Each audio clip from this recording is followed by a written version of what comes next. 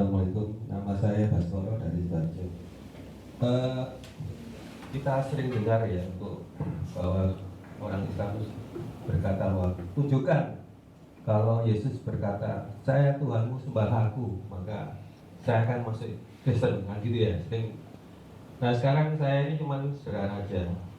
Orang yang saya percaya itu ibunya Yesus, yaitu Bunda Maria.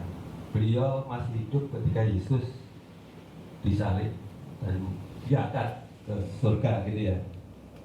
Nah, tolong tunjukkan bahwa Bunda Maria ini berkata, wahai Yesus Tuhanku. Itu aja. Saya pasti masuk Kristen. Terima kasih. Ngeri ini. Ini pertanyaan. Wah, jangan gitu lah. Silakan, Bapak Ibu.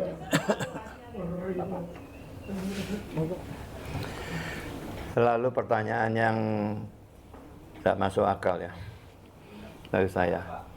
Apa alasannya atau apa dalilnya bahwa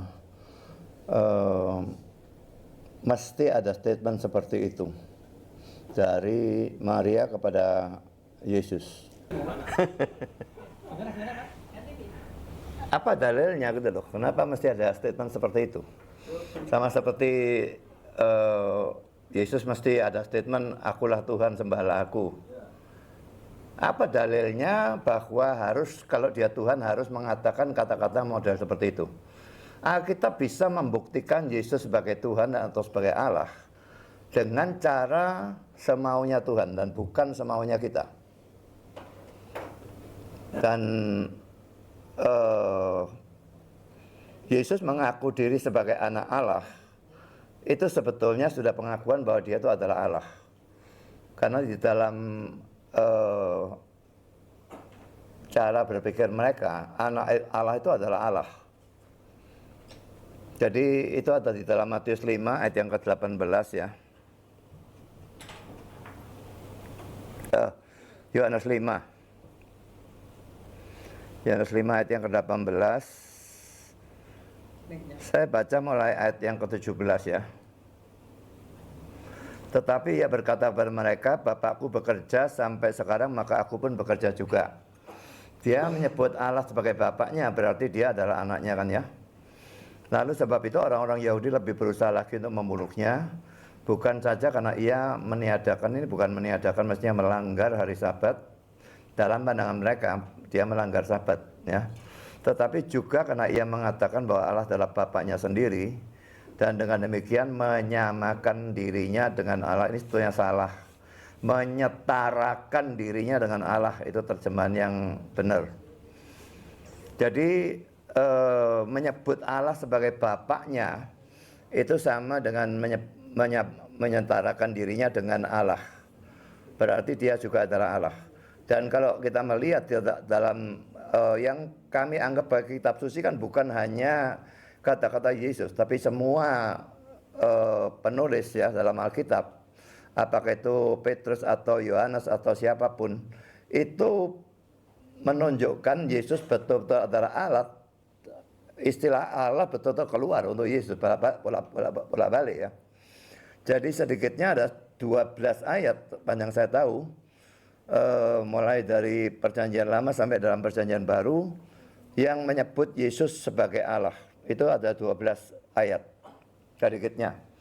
Yesaya 9 ayat 5, Yohanes 1 ayat 1, lalu Yohanes 1 ayat yang ke-18. Tapi ini memang ada problem teks, jadi sehingga terjemahan sebetulnya itu sebetulnya satu-satunya Allah yang diperanakkan. Ya, itu sebetulnya terjemahnya seperti itu dalam Yohanes 1 ayat 18 ya. Lalu ada lagi di dalam Yohanes 20 ayat yang ke-28, di mana Thomas berkata, ya Tuhanku, ya Allahku ya. Lalu ada lagi dalam Kisah Rasul 20 ayat 28, dan dalam Roma 9 ayat yang ke-5, lalu Filipi 2 ayat 6 dan 7, atau mulai ayat 5 sampai 7 barangkali ya. Lalu ada di dalam Titus 2 ayat yang ke-13, Ada lagi di dalam Ibrani 1 ayat 8 dan Ibrani 1 terus 1 Yohanes 5 ayat yang ke-20, Wahyu 1 ayat yang ke-8. Jadi itu disebut sebagai Allah ya. Dan juga ada ayat di mana di situ digunakan definite article ya. Atau kata sandang tertentu. Jadi kita tidak bisa mendikte Tuhan bagaimana dia harus menyatakan Yesus sebagai Allah atau sebagai Tuhan. Dia mau menyatakan dengan caranya sendiri dan tidak ada dalil apapun yang bisa kita terapkan kepada Allah. Kamu harus begini, kamu harus begitu. Memangnya kita siapa? Dan lalu tadi kalau saya bisa menanggapi pertanyaan yang tadi itu ya, ini apakah Yosia mati di Babel? Ini jawaban ChatGPT ya. Tidak, Raja Yosia tidak mati di Babel. Yosia Raja Yehuda mati di medan perang di Megiddo ketika ia menghadapi Firaun Neko dari Mesir sekitar tahun 609 sebelum Masehi. Peristiwa ini dicatat dalam 2 Raja-Raja 23 ayat 29 ayat 30, 2 Tawaris 35 ayat 20 ayat 24. Ia terluka dalam pertempuran lalu dibawa ke Yerusalem dan meninggal di sana. Yang kemudian dibawa ke Babel atau Babilonia adalah raja-raja Yehuda setelahnya seperti Yoyakim, Yoyakhin, Sedekia. Jadi ringkasnya, Yosia mati di Megiddo bukan di Babel. Pembuangan ke Babel terjadi pada generasi setelah Yosia. Yoyakim itu yang saya sampaikan kan Pak Budi. Persis yang saya sampaikan, dia mati di lembah Megiddo. Terus kan makanya Yosia itu lahir dan mati di Yerusalem. Sementara menurut Matius, Yosia memperanakan anak-anaknya Yokonya di Babel gitu. Jadi kontradiktif. Anaknya yang masuk ke sana. Bukan, Yosia dan melahirkan Yokonya di Babel pada saat pembuangan Babel. Jadi seolah Yosia itu ikut pembuangan di Babel.